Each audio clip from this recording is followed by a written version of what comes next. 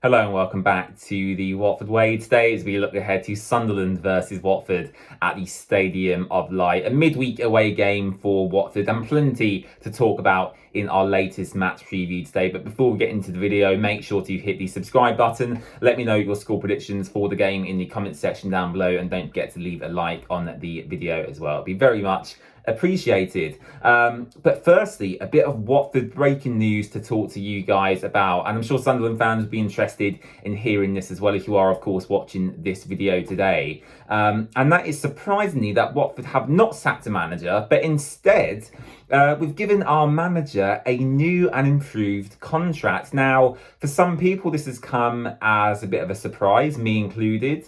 After the recent games against Leeds and against Middlesbrough at home last weekend, I was quite concerned actually about Valérien Ismaël's future, and I still am to an extent, because we never know with Gino Pozzo if he's fed up of what's going on at the club.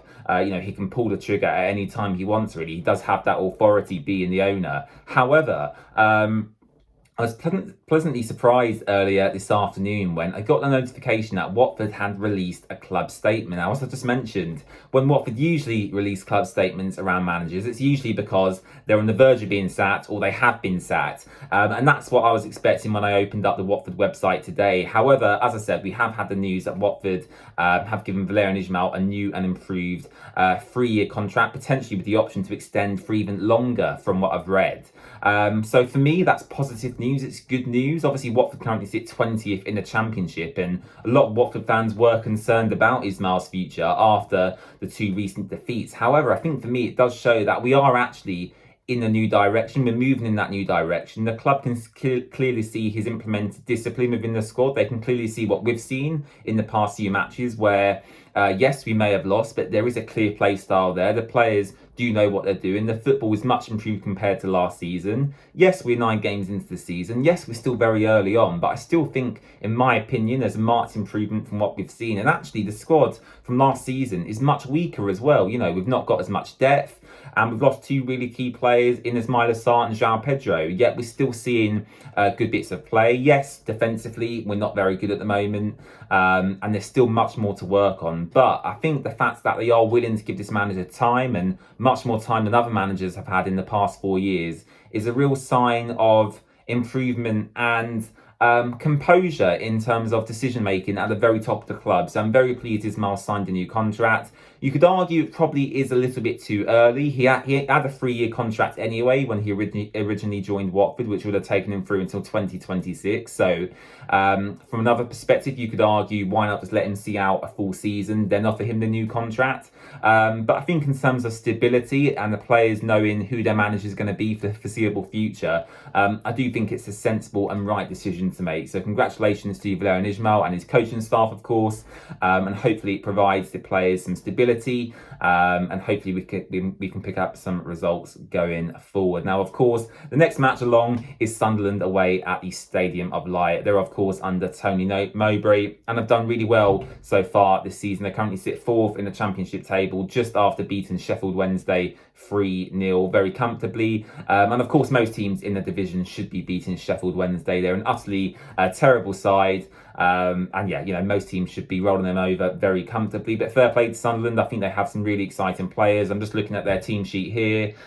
Jack Clark, really like him. Alex Pritchard, Joby Bellingham, who I think they picked up for a real steal, actually. So, yeah, they've got some fantastic players. Patrick Roberts as well. Dan Ballard at the back. They've got some really, really good quality players for this division. Obviously, they had a good season last year, and they're continuing that form at the moment as well. So for me, I'm expecting a defeat, especially after the 2 recent Watford games, losing to Leeds away, which was a really terrible performance, and a little bit more improved, I'd say, at home to Middlesbrough, obviously scoring the 2 goals, but still defensively looking very, very shaky. Ryan Porteous and Wesley Hoot at the back especially are concerning me in terms of their form at the moment, and with Sunderland's attacking players and the amount of goals they've scored so far this season, I think that is a concern for me, and especially away from home as well. I think, when we're at Vicarage Road, we always have that slight edge and a slight advantage, having the home fans behind your team. But yeah, going up north to teams like we've seen in the past when Watford go to Newcastle, Sunderland, Burnley, teams like that, where their fans get right behind them, the stadium's packed out, the atmosphere is hostile towards the away team.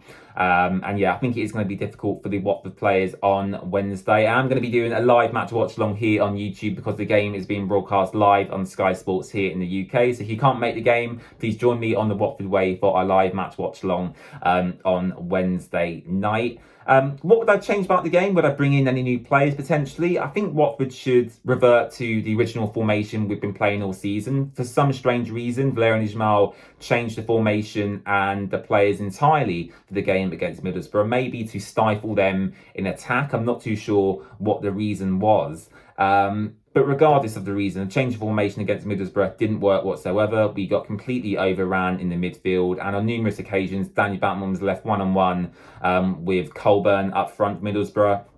And there wasn't really much he could do in terms of facing a striker one-on-one. Usually in that situation, the advantage is with the attacking players, and Watford got played through very easily. I said in my match reaction, there was basic give and goes for Middlesbrough. 1-2, 1-2, very quickly broke through the Watford midfield. And yeah, when you run in at Wesley Hoot and Ryan Porteous in their current vein of form at the moment, you're more than likely going to get an opportunity to shoot on goals. So I think we have to revert back to the 4-3-3 formation we've seen so far this season. Puts Francisco Sierralta back in that defensive midfield position. For me personally, I'd probably bring Ismaël Koné in as well, just to add a bit more physicality and place him alongside Imran Louza. The attacking three players up top, obviously we've got the central striker and two wingers. I'd go Vacuum Bio actually, as I think he's a bit more mobile, a bit quicker than Mileta Rajovic at the moment. Rajovic had a good start to his Watford career, scoring them 3 goals very early on. However, he's tailed off since then. I don't think he's really had an impact in the recent games he's played, and I think we need to take him out of the spotlight a little bit. So Vacuum Bio to start up front for me. Matthias Martins has to return to that left-hand side.